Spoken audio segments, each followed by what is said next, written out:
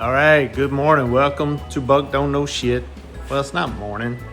I just talked to y'all this morning. Got the Camry out of the driveway. Got the Camry running again. No power steering leaks that I found yet anyway. So that's good. Got that little project done. Got the car back on the road. And now we're back working on this girl. I think I got to get these gauges fixed. That's priority number one.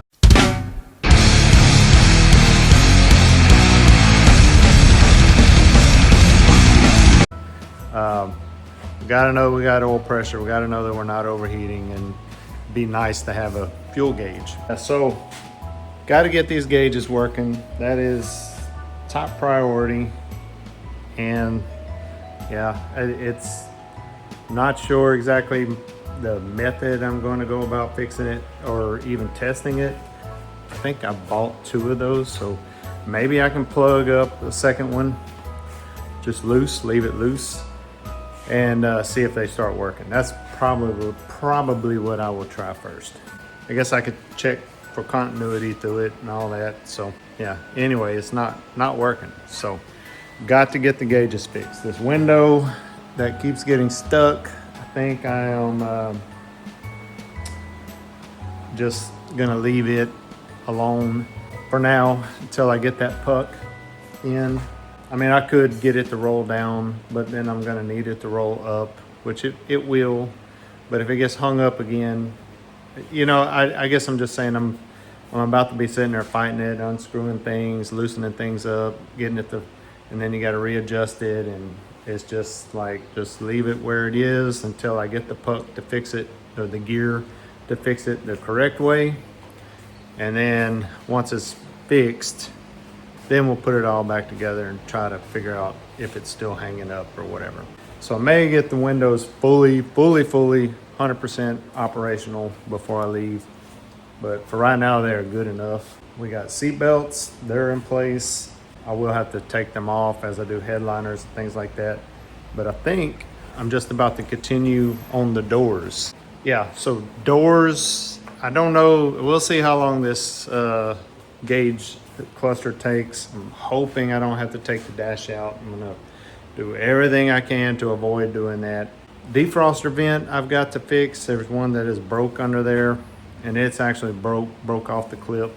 And I don't think you can buy new ones of those, and that is going to be difficult to fix. Definitely difficult to fix in the car correctly. I could probably figure out some way to kind of rubber cement it or something up in there, hold it in place, but it'll never be right if I don't get it out and actually fix it. But yeah, I'm gonna mess with that and just kind of make decisions. I'm gonna see first what's wrong with the gauge cluster, and if it is the voltage regulator, first step. But then we'll move on to the vent, and I'm and I also need to find the plug for the blower motor. I've got the wire, coming in there. I know where that 2-prong is. I don't know where the 2-prong it plugs into the car, like the main wiring harness, where that is. So I need to find that before I start putting shit up in there. And while I'm kind of under the dash doing those things, I've been trying to locate loose grounds. I think I've got most of those connected now. There's one more I got to do on the driver's side, but I've already got another ground right next to it. So it's just a matter of unscrewing and screwing it back in. Not a big deal. But yeah, I've been trying to get wires and things as I'm working under there. Like I've got my wires run to my courtesy lights in the doors. Got all that. That's the one ground is on this side I've got to hook up. But other than that, I've got them completely plugged up in the car. So those little things are done. Yeah, and it's just got to figure out this gauge assembly now. So not thrilled about that, because that was one thing when I put the dash in, it just worked and it was great. And I was pleasantly surprised, but now it's not working. So I'm not pleasantly surprised. I'm pleasantly, I don't know, the other kind of surprised. I'm disappointed, I guess is what I should say. So, but surprised, because it was working great and now it's not. So that is a little weird. I think I need to focus on the doors and the door panels, the door weather stripping. That'll probably be the next thing I do, is weather stripping the last two pieces. Then I need to look at where my round speakers are gonna go. I need to get the kick plates out and see if they will fit in those. And if not, then I'm gonna have to stick them in the door, I think. I've seen like Exit 45 put his up in rear quarters up there up high, but I'm gonna have 6x9s behind the seat. So I kind of want these other speakers up front. I want 6x9s in the back. It's kind of how I want it, but there may just not be room to do that. So I don't know. And I'm not afraid to cut quarter panels if you're putting like a speaker in there, and then just for the rest of the life of this car, you'll just have speakers. Same with doors. I'm not afraid to cut doors, or, you know, I mean, I may be able to work it out where they go in that big hole right there, mount in there somehow. It's possible. But I want to figure out where I'm going. I need to figure out where I'm putting those two speakers before I button up the doors, because I may need to mount them in the doors. So I'm about to do that. First thing is the gauge. I'm about to stop talking because I've already not wasted half the day, because I got one car fully functional again. So I didn't waste it, but it's not work on the Thunderbird, so, which is kind of top priority right now, I guess. If that makes sense. Carly's got to have a vehicle, so one. So I had to get the Camry, so I guess it's kind of like it's top priority because she needs one vehicle running. But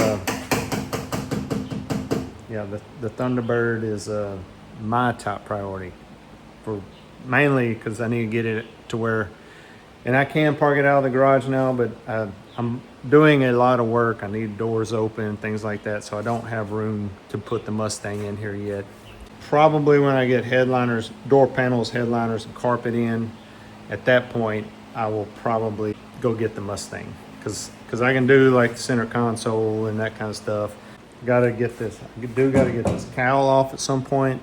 I'm gonna do some sanding and not Bondo, just because this primer and paint is very thick, and I'm gonna kind of try to feather the edges, but I'm probably gonna need to put a little filler in it to make it smooth whenever I go to paint it. So gonna do that. Got to get that off, and then I've got touch-up places on the hood and places like that, but I'm not going to take the hood off to fix those and do that in the car. I do have some epoxy primer coming, rattle can. I think I'm going to prime and then any filler on top of that. I'm not doing a sandable filler.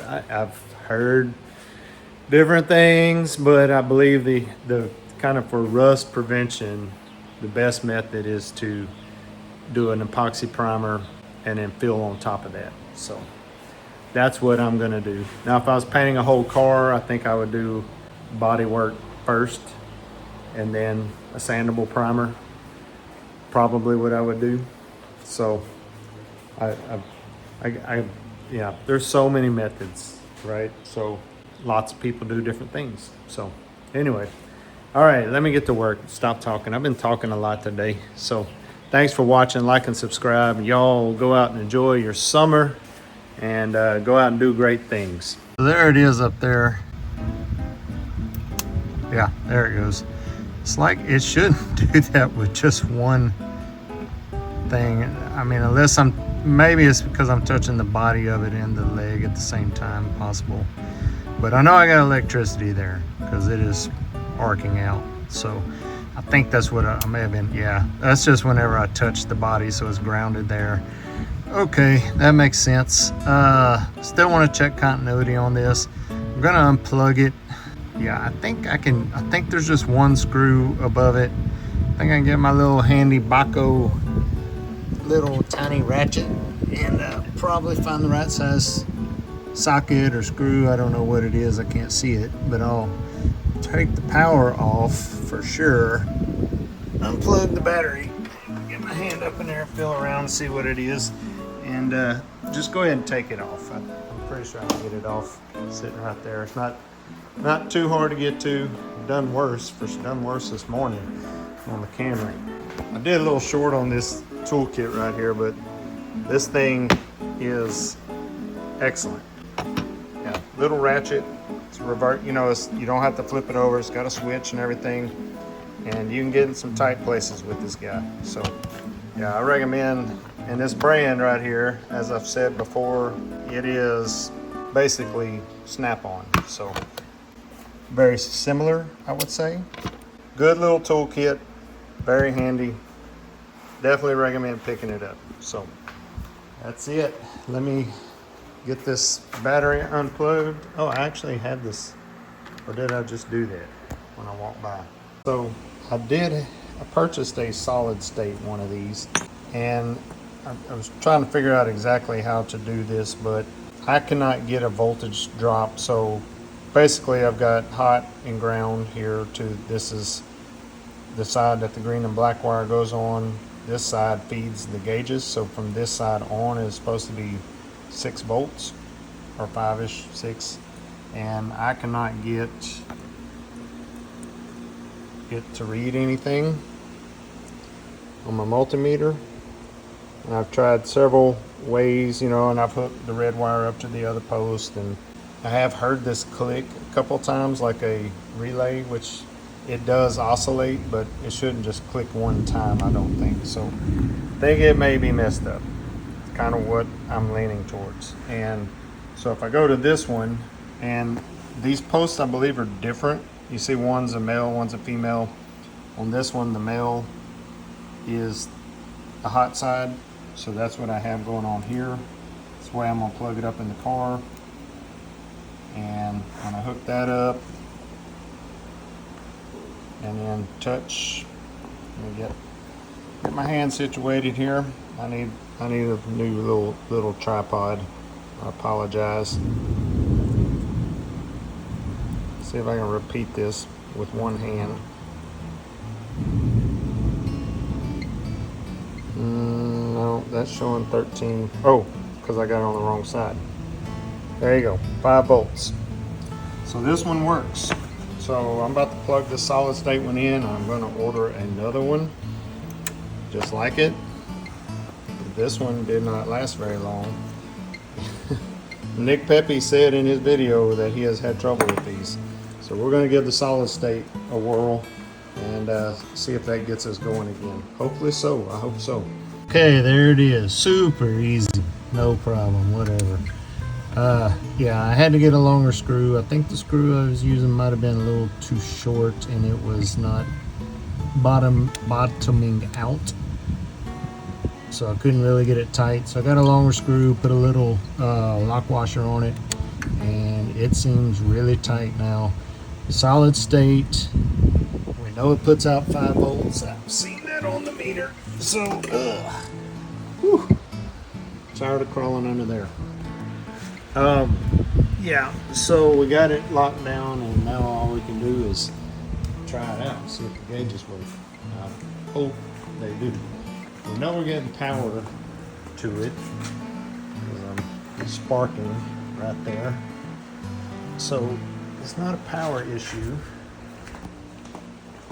It had to be what it was. So all we can do now is crank her up. See if we got some gauges.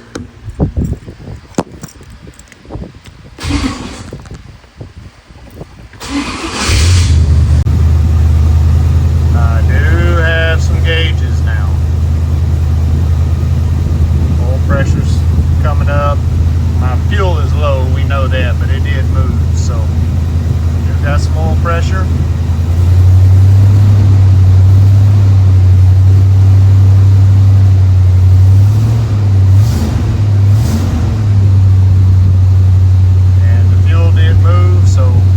Gauges again. All right, we can drive the car now. All right, so that's good. So yeah, voltage regulator. went with the solid state. I'll keep y'all posted and let y'all know how it works. But the other one I'm pretty sure is dead. So I also got, this came in the mail today. Got it from Rock Auto, and it is for the horn relay, but I was thinking if I couldn't get that modern 4-pin one to work, that I was gonna try this one out because I could get it faster. But I'll throw it in my arsenal of things I bought that I don't need but may need one day. So there it goes. I gotta get my other little 4-pin relay, put it up. So yeah, that's it. Another thing working on the car.